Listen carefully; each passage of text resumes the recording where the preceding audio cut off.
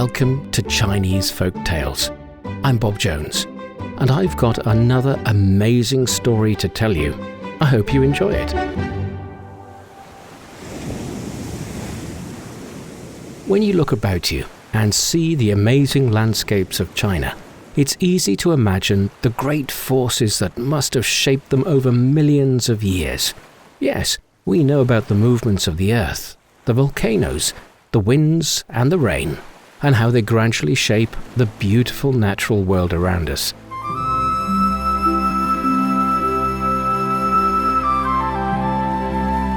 But maybe, just maybe, there are other forces at work.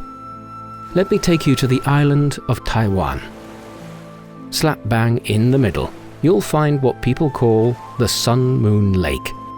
Such an odd name. But this is how it got it. Maybe. Long, long ago, there lived a tribe in the mountains of central Taiwan. They lived off the land and were very happy, planting corn, taro and rice, and if they felt like it, they would also go fishing. They sang and danced the days away. What shall we do today? We have done all our work. Why don't we go to see if we can catch some fish? Then tonight we can have a feast. Good idea.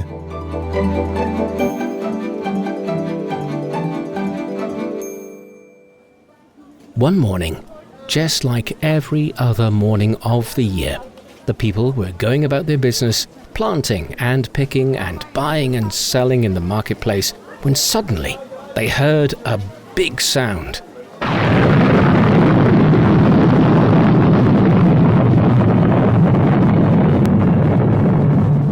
The land began to shake and the sky grew dark. We reached for each other in the gloom, shouting and screaming. Oh no! What has happened? It's become so dark I can barely see my hands in front of my face. Look, husband. Look in the sky. The sun has disappeared. What shall we do? All they could do was sit and wait, huddled together by their fires, hoping that the sun's light would return. But it did not. By evening, they were relieved to see the stars blinking alive, one by one, and the moon appeared, bathing them in silvery light.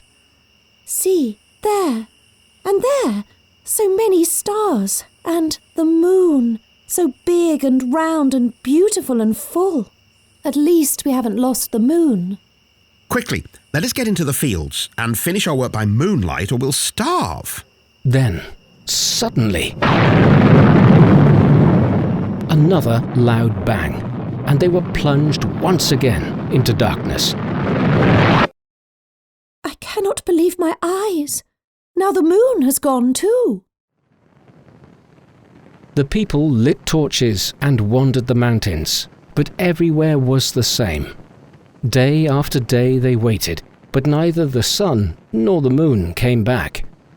Gradually their crops wilted, and the fish hid in the water. The flowers died, and even the animals they kept in their fields seemed sad. What on earth can we do? If we cannot grow our crops and our animals die of sadness, then what shall become of us? We need to think of something, and quick. I think that the sun and the moon have fallen from the sky into a deep valley and can't get back up again. We should go in search of them and return them to the skies. As theories go, I've heard better. But to be honest, it's the best we have. So, the next day, they set off in search of the two celestial bodies. By torchlight, they climbed high mountains and down into deep valleys. They called out into caves. Sun, are you there? Moon, if you are there, let us know. We can help. Okay, so maybe we should look somewhere else.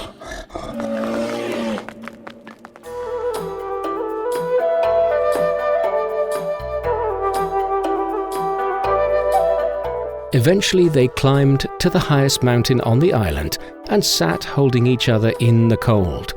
Falling asleep, they didn't notice their torch go out. When they woke up, it was as black as tar. Or was it? Husband, look, over there. Does that look like a light to you? Down in the valley was a lake. The lights seemed to be coming from beneath the water. That must be where the sun and moon are, in the lake. Quick, let's get down there and take a closer look. Ha! I found them! Actually, I found them. We found them. I found them. It was me, not you. And they scrambled down the mountain to the lakeside. But as they got closer, they could see that things were not as simple as they had thought. There, in the lake, they could see 2 dragons, laughing and playing with 2 balls of light. It was the sun and the moon. So that's where they went. Such troublesome dragons! How dare they take the sun and the moon? We need to get them back. But how? The dragons will kill us if we approach them. Suddenly, the rock they were sitting on started to move. Steam started rising all around them. A door in the stone had appeared.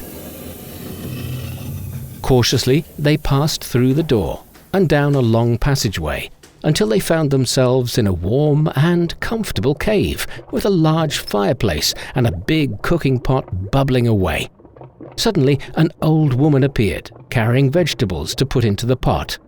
She was startled to see them. Where did you 2 come from? You shouldn't be here. The dragons will catch you. More to the point, what are you doing here? One day, I was working in the fields when the dragons came by and captured me. They promised not to eat me so long as I agreed to cook for them. But tell me, why have you come?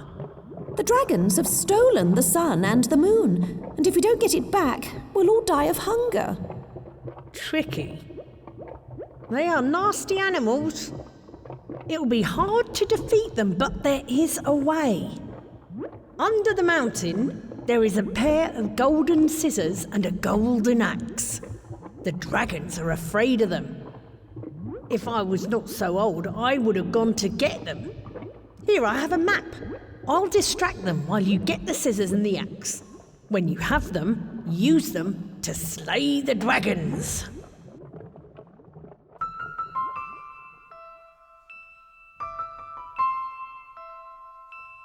The husband and wife followed the map and began digging.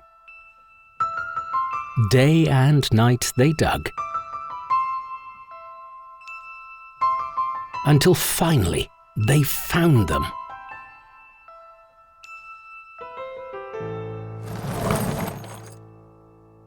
We found them. Now we can kill the dragons. Actually, I found them. We found them. They ran back to the lake as quickly as they could and found the dragons playing with the glowing orbs. Here, you nasty dragons! And she threw the scissors at the first dragon, Take that! who was cut up into tiny little pieces.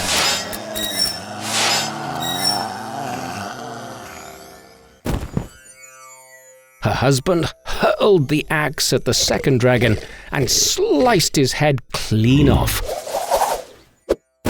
They had defeated the dragons. But there was a problem. Okay, so they're dead. But how do we get the sun and the moon back into the sky? Ah, so I've heard it said that if you eat the dragon's eyeballs, you will gain enormous strength and you'll be able to lift the glowing orbs back up no problem.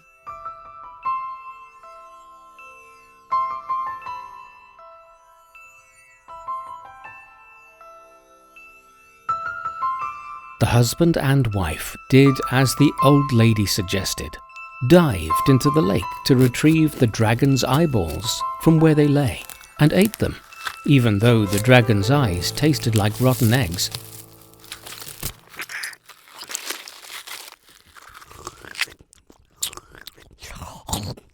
But almost immediately, they began to grow, and pretty soon they were as tall as the mountains which surrounded them.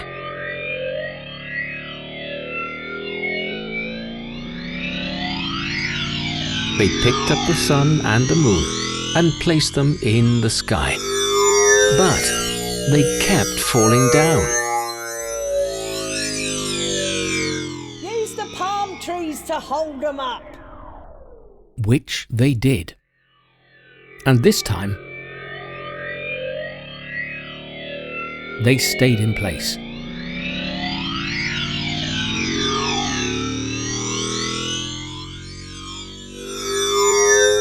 Immediately, the sun began to shine.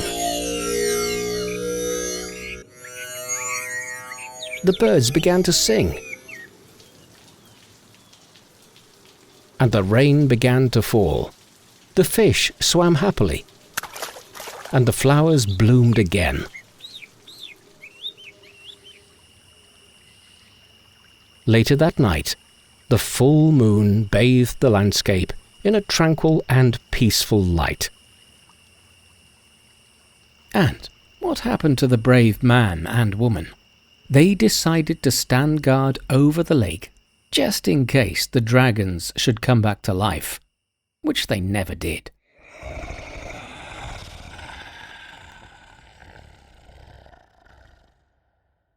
Over time, the gigantic bodies of the couple became like mountains, sitting beside the lake, which was now shaped partly like the sun and partly like the moon.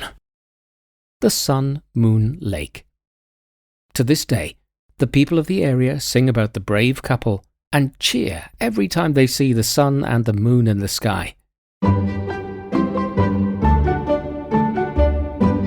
And that's exactly how it happened. With that, we conclude this episode of Chinese Folk Tales. Thanks for listening. If you're interested in hearing more about Chinese folk tales, follow us on your favorite podcast platforms. We'll see you next time. Bye for now. Subscribe to Chinese Folk Tales for free on Apple Podcasts, Spotify, or wherever you get your favorite podcasts.